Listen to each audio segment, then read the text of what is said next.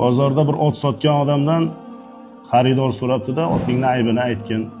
Men qassobman, aybi bo'lsa ayt desa, ot egasi otimni o'pkasi teshik deb javob beribdi. Haligi odam otni olib borib so'yib qarabdi qassob ekan. Qarasa haqiqatan ham o'pkasi teshik. Hayron qolibdi. Oradan bir oycha vaqt o'tib ot egasini ko'rib qolibdi. Birodar, avliyomisan nima? Uyga olib borib so'ydim otingni. Qarasam haqiqatan ham o'pkasi teshik ekan. Qayerdan bilding? Desa ot egasi aytgan ekanki, chunki o'sha otimni bolasi uni ko'zini oldida o'lgan edi. Bolasini yo'qotgan edi.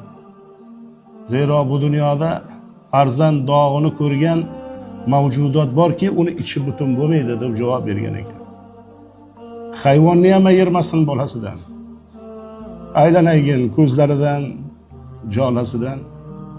Falaklarga o't ketmasin nolasidan, o odamlar. Bolalarni o'ldirmanglar. Men tinchman-ku, menga nima deya olmadim. İçim yondi, tilginamni tiya olmadim.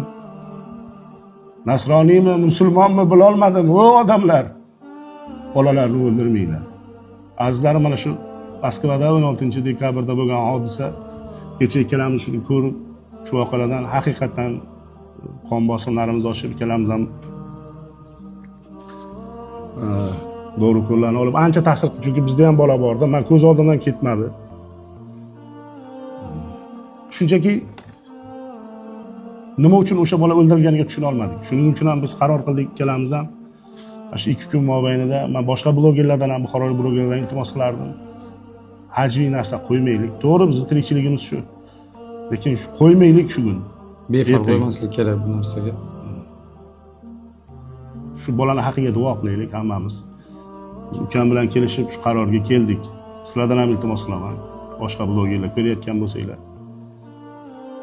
qo'ymaylik shu hajviy. 2 kun shu kulgidan, bachkanalikdan o'zimizni tiyib turaylik. Hech qanaqa zarar ko'rmaysizlar. Bundan hech narsa yutqazmaysizlar.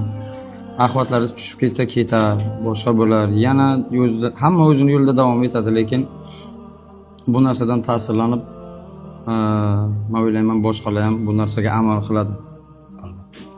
Ilohim joyi jannatda bo'lsin o'sha bola. Oxirat obod bo'lsin, ota-onasiga sabr bersin.